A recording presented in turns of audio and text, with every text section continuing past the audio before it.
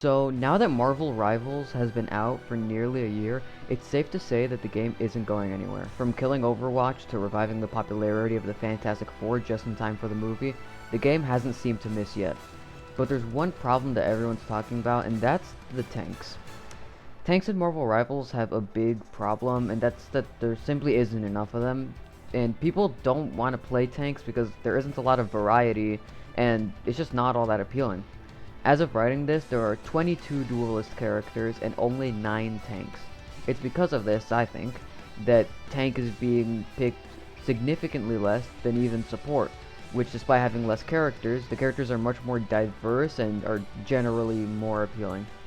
Not to mention how support characters generally get much more attention when it comes to skins than tanks. But without further ado, let's get into my top picks for tanks in Marvel Rivals, and stick around to the end, because my last pick is one that I haven't seen anyone talk about. The first character on this list is Flint Marko, aka Sandman. Sandman first appeared in The Amazing Spider-Man #4 by Stan Lee and Steve Ditko, and I think he'd make a really great tank in Marvel Rivals. His default left click could be a sort of sand attack, and maybe he could put up sand shields similar to Groot's walls. He could also have a sand throwing attack that would deal area of effect damage wherever it hits, and maybe even make an area of quicksand where enemy speed is reduced. As for his ultimate, he could become a giant sand monster and be able to throw those sand bombs, as well as maybe making sand shields wherever the bombs fall. The second tank that I think should be added is Thanos, first appearing in the Invincible Iron Man #55 and created by writer-artist Jim Starlin. Thanos is one of the most requested tanks in this game, so I won't spend too long on him. In order to balance him lore-wise while keeping his iconic Infinity Gauntlet, I'd make him missing just one of the stones, maybe the Soul Stone. For his basic abilities, he could have a normal punch, and then a powerful charged up punch using the Power Stone, similar to the Thing. He could go back to where he was a few seconds ago using the Time Stone to get out of trouble, use the Space Stone to give him some sort of teleport or another movement ability, and the Mind Stone could be used to boost teammates around him. Finally, his ultimate would use the Reality Stone to make perfect clones of everyone on the team in order to confuse the enemies, as well as boosting his teammates and himself with the Mind Stone.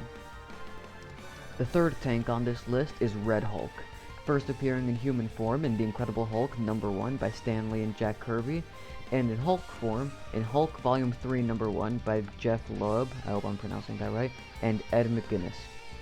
This is a character most people have said they want to see as an alternate skin for Hulk, which makes sense since he's Hulk but red. But fans of the character know that his moveset in the comics is different enough to warrant being a separate character. His basic punch would probably be the same as Hulk, but he could also have a Fire Blast since one of his abilities is to expel heat from his body using Fire Blast. They actually gave Hulk a similar ability that's supposed to be expelling gamma energy, but they could make the fire one different enough, making it his right click and letting him shoot multiple rather than one big blast. Also, Red Hulk doesn't return to human form after getting knocked out, he just stays as Red Hulk until he wants to turn human. His other abilities should be basically just variations of the Fire Blast, and his ultimate could release a ton of heat, sort of like a maximum pulse but exploding out from Red Hulk rather than shooting at an area. He could also have a meter that makes his fire stronger the higher it goes, but damages him too when it gets too high, because that's pretty much how his abilities work in the comics, and each fire blast would take away from the meter. Now, before getting into the next one, we are halfway through the video, and I'd appreciate it if you could like and subscribe if you're enjoying it, which you probably are since you've made it this far. Also, go check out my friend, the Flightless Duck. He's my best friend and makes really great gaming content, and I'm even in some of his videos. But I'll stop wasting your time now, and we can move on to number 4, Iceman. Bobby Drake first appeared in X-Men #1 and was created by Stan Lee and Jack Kirby. Iceman is a character that I think could really fit into any role, but I think tank suits him best for a few reasons. First of all, he's a guy that turns into another guy, and most characters like that fit the tank thing pretty well. The healers also already have some with ice powers in the form of Luna Snow, and the less DPS the better at this point. I also think that he should really be on the fast side of tanks, and maybe give him lower health because of that. For his first ability, I would make it a low damage, high fire rate shotgun type attack, throwing little icicles.